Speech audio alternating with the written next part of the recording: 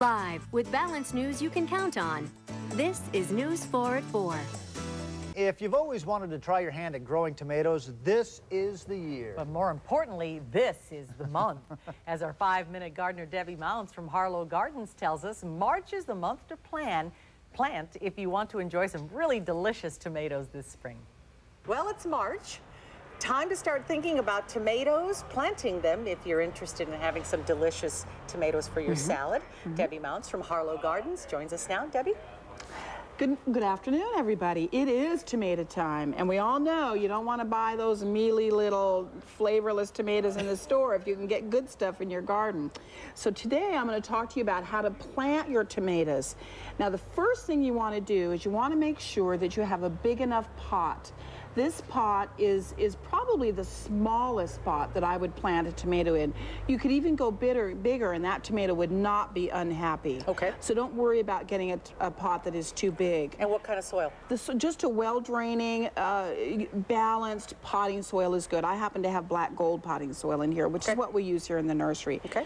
One of the most important things to know about tomatoes in the desert is that it's really hard to keep enough water, enough moisture on that root ball. So one of the things that you do that a lot of people don't know about is I'm going to take this tomato and I'm maybe going to shock a couple of you, but you actually can, I'm going to take my gloves off here for a second, you actually bury the tomato, because what happens with tomatoes is they will develop roots all up and down their stem. Okay. So I'm going to take my fingernail and I'm going to carefully pinch off these bottom leaves here.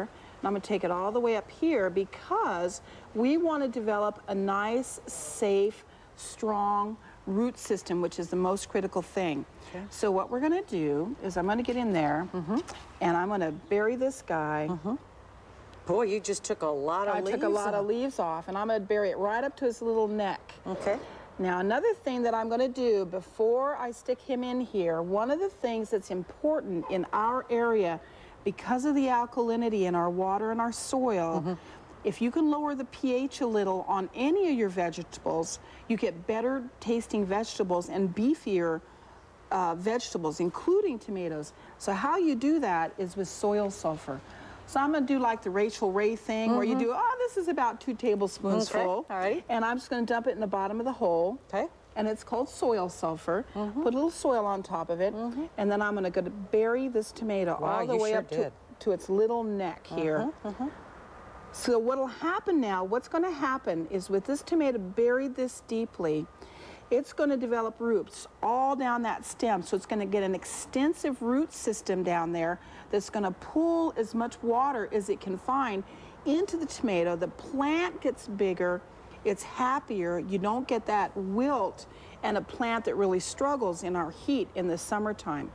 The other thing you want to do is you want to make sure and give this guy some afternoon shade because they really don't want to be in full sun. So try and give him some afternoon shade. You want to use a good fertilizer with him, a balanced fertilizer. This one, it happens to be a tomato food. This is 18-18-21. And then there's this one, Peace of Mind. This is an organic. And both of these are well balanced. They have a balanced nitrogen, phosphorus, and potassium, which is good for tomatoes. Okay. And make sure you water this guy. If we're anywhere above 85 degrees, you want to water it every single day. And we'll talk more about the watering and more about these fertilizers in the studio. About the care, sure. Good one. All right, Debbie's here now live with more information on how to choose the right tomato plant for this climate. And there are variations of tomatoes, right? Yes, there definitely are. And generally, tomatoes here, because of our heat, you want to grow the smaller tomatoes because the bigger ones, those big beefy tomatoes, as they develop with our heat, they can get a hard, thick skin and they don't get enough moisture and then they split and then the bugs get in them. So the best thing to do is grow a more medium-sized tomato, or even the small ones are fabulous here. They do beautifully here. And some of them are just so sweet. I was telling you on the break that they're just like, in my house in the garden, they just hardly ever even make it in the house. Dessert, you know, it's like pop, pop, pop. And we were talking about fertilizing. When do you fertilize? Well, it really depends upon the fertilizer that you use. Follow the directions of the fertilizer, but make sure that you do it regularly. It's really critical that you give them consistent, regular fertilizing because you're watering them a lot and a lot of those nutrients are flushed through every time you water. Now, when you water a lot, does that run into problems down the road? No. If you don't water a lot, then you're going to have problems. That's where the problems lies. Well, what kind of problems can we expect? Well, there is one problem that's very consistent we see often in the nursery. It's called blossom end rot. And what happens is the tomato grows, and it's two things happen: inconsistent watering or a calcium deficiency.